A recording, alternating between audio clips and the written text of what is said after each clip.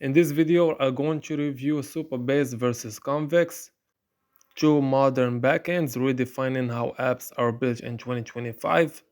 So first, let's start with Supabase, the open source Firebase alternative.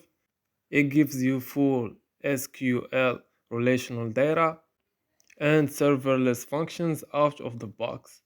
You get real-time updates, storage, and edge functions all wrapped in a clean developer-friendly dashboard. Now let's go ahead to Convex. It's the new player with a bold approach. It's stateful serverless, meaning you don't manage a database or server. You just write JavaScript functions and Convex handles everything. So, which one is better?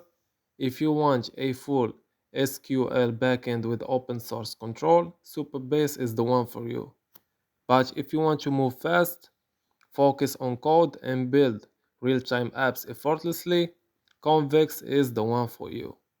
So this was an easy and quick process video. As always, thank you for watching.